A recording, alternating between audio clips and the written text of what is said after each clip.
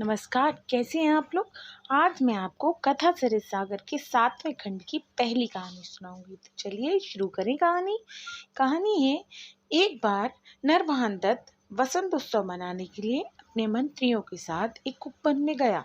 वहाँ तपंतक ने नरवाहन दत्त को बताया, उपवन के एक कोने में मैंने एक सुंदरी कन्या को देखा है, उसने आपको बुलाया है। नरवाहन दत्त उसके पास गया और उसका परिचय पूछा। उसने कहा, कैलाश के ऊपर कनकश्रृंग नाम का सोने का एक नगर है। वहाँ हेमप्रभ नाम का विद्याधरों का एक राजा रहता है। उसकी रानी का नाम अलंकार प्रभा है। वह राजा शिव का परम भक्त है और प्रतिदिन 1,00,000 असर्फियाँ दान में देता है। लेकिन उस राजा के कोई पुत्र नहीं है, इसीलिए वह दुखी रहता है। एक बार रानी के कहने पर राजा ने एक पुत्रहीन सत्वशील नामक व्यक्ति की कहानी इस प्रकार सुनाई। चित्रकूट में एक दानी राजा रहता था। उसका नाम ब्राह्मणवर था। उसके यहाँ सत्वशील नाम का एक वीर पुरुष था। राजा उसको प्रति मास 100 असर्फियाँ देता था। सत्वशील के कोई पुत्र नहीं था, इसीलिए जो कुछ धन उसको मिलता उसे वह दान कर देता। एक बार उसे उपवन में बहुत सा धन मिला, उसको भी उसने बांटना शुरू कर दिया। कुछ ईर्ष्यालु लोगों ने सत्वशील की शिकायत राजा से जाकर की। राजा ने उसको बुला भेजा। जब वह राजा के पास आया तो द्वारपाल ने उसे कुछ देर के लिए रोक लिया। वह वहां बैठकर जमीन खरीदने लगा। वहां पर उसको तांबे के घड़े दिखाई पड़े। उसने मिट्टी बराबर करके उनको ढक दिया। फिर वह राजा के पास गया। राजा ने कहा, जो धन तुमको गड़ा हुआ मिला है उसे मुझे दे दो। सत्वशील बोला, आज का मिला हुआ धन आपको दूं या पहले का? राजा ने कहा, आज का ही दे दो। उसने ऐसा ही किया। तब राजा ने उससे कहा, इससे पहले तुम्हें जो खजाना मिला था उसका तुम जो चाहो कर सकते हो। सत्वशील अपने घर आकर मिले हुए खजाने को खुले हाथों से दान करने लगा। पुत्र ना होने के दुख को वह इस तरह दूर करने का प्रयत्न किया करता था। राजा ने कहा, यह कथा सुनकर मेरी चिंता और अधिक हो गई है। तब रानी ने कहा, जिस प्रकार बुरे समय में सत्वशील का साथ उसके भाग्य ने दिया, उसी तरह आपका साथ आपका भाग्य देगा, क्योंकि भले आदमियों का साथ उनका भाग्य ही होता है। इसीलिए आप चिंता न करें। फिर रानी ने इस संबंध को उसके एक कहानी सुनाई। पाटलिपुत्र में विक्रमतुंग नाम का एक राजा था। वह बहुत वीर और दानी था। एक दिन आखेट के लिए वह एक जंगल में गया। वहां उसने देखा कि एक ब्राह्मण बेल के फलों से यज्ञ कर रहा है। राजा ने उससे इसका कारण पूछा। ब्राह्मण ने कहा, मैं अग्नि देवता को प्रसन्न करने के लिए यह हवन कर रहा हूँ। ऐसा करने से हवन कुंड से सोने के बेल प्राप्त होते हैं और अग्नि देवता वरदान भी देते हैं। यज्ञ करते हुए दिन हो गए, लेकिन अभी तक अग्नि देवता की कृपा मुझ पर नहीं हुई। तब राजा ने उस यज्ञ में चढ़ाने के लिए एक बेल मांगा और उसको हवन कुंड में डालते हुए मन में कहा, यदि अग्नि देवता प्रसन्न नहीं हुए तो मैं अपना सिर काट कर चढ़ा दूंगा। तत्काल ही अग्नि कुंड से अग्नि देवता प्रकट हुए। उनके एक हाथ में स्वर्ण बेल भी था। उन्होंने राजा को वर मांगने के लिए कहा। तब राजा ने ब्राह्मण की इच्छा पूरी करने का वर मांगा।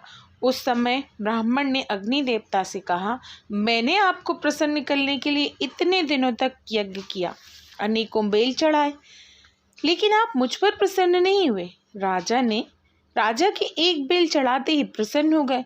यह क्या बात है? अग्निदेव ने कहा, यह राजा सत्यवान है। यदि मैं प्रकट नहीं होता तो यह प्राण दे देता। सत्यवान व्यक्ति को शीघ्र ही सिद्धि प्राप्त होती है। तुम सत्यवान नहीं हो, इसीलिए तुम्हें शीघ्र सफलता नहीं मिली। यह कहकर अग्निदेवता ब्राह्मण और राजा को सदा धनवान बने रहने का वर देकर वहां से चले गए। राजा और ब्राह्मण भी अपने अपने घर चले गए।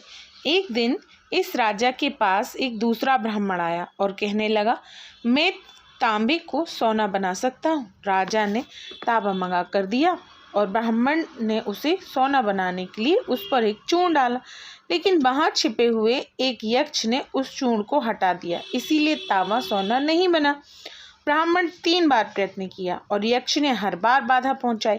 चौथी बार राजा ने ब्राह्मण से चूर्ण लेकर अपने हाथ से तांबे पर डाला। यक्ष राजा के प्रताप से डर गया, इसलिए उसने बाधा नहीं पहुंचाई और तांबा सोना बन गया। यह देखकर ब्राह्मण बहुत चकित हुआ।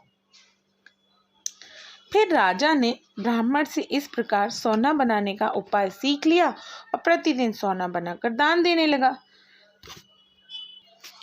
यह कथा कहकर रानी ने कहा, सत्यवान मनुष्य को अवश्य सफलता मिलती है। आप भी कितने धैर्यशील, सत्यवान और दानी हैं। यदि आप शिव की पूजा करें तो हमारे अवश्य पुत्र होगा। फिर राजा रानी ने मिलकर 9 करोड़ असरफियों का दान दिया और शिव को प्रसन्न करने के लिए घोर तपस्या शुरू कर दी। राजा ने प्रतिज्ञा की कि या तो शिव जी की कृपा प्राप्त करूंगा या प्राण दे दूंगा। तीसरे दिन स्वप्न में शिव जी ने उनसे कहा, तुम्हारे एक पुत्र और एक पुत्री पैदा होगी। तुम्हारी पुत्री नरवाहन दत्त की रानी बनेगी। ऐसा ही हुआ। समय आने पर उनके एक पुत्र और एक पुत्री पैदा हुए।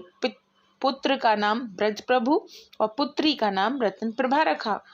बड़ा होने पर ब्रज प्रभु को युवराज बनाया गया और फिर उसका विवाह कर दिया गया। राजा रानी अपनी पुत्री रत्न प्रभा को नरवाहन दत्त के गुणों का वर्णन सुनाया करते थे। एक बार नरवाहन दत्त के गुणों का ध्यान करती हुई रत्न प्रभा सो रही थी कि स्वप्न में पार्वती जी ने आकर कहा, तुम कौशंबी में जाकर नरवाहन दत्त से मिलो। उससे मिलने के बाद तुम्हारा पिता उसके साथ तुम्हारा विवाह करेगा। अपनी माता से आज्ञा लेकर रत्न प्रभा नरवाहन दत्त से मिलने के लिए कौशाम्बी गई। इतना सुनाकर उस सुंदरी ने नरवाहन दत्त से कहा, रत्न प्रभा मेरा ही नाम है। नरवाहन दत्त बहुत प्रसन्न हुआ और बोला, यह मेरा सौभाग्य है कि तुमने स्वयं आकर मुझे दर्शन दिए। उसी समय रत्न प्रभा के पिता और भाई सेना को साथ लेकर आकाश मार्ग से वहां आए। राजा उदयन भी वहां आ गए। हेम प्रभा ने उदयन से बातचीत करने के बाद रत्न प्रभा और नरवाहन दत्त का विवाह तय कर दिया। फिर वह नरवाहन दत्त को आकाश मार्ग से अपने घर ले गया और वहां अपनी पुत्री के साथ उसका धूमधाम से विवाह कर दिया। कुछ दिनों कनक श्रृंग में रहने के बाद हेम प्रभा ने नरवाहन दत्त को फिर कौशंबी पहुंचा दिया। कौशंबी में आकर नरवाहन दत्त मदन मचुंगा और रत्नप्रभा के साथ आनंद से जीवन व्यतीत करने लगा। ये थी हमारी आज की कहानी। अगर आपको अच्छी लगी तो please like, share and subscribe.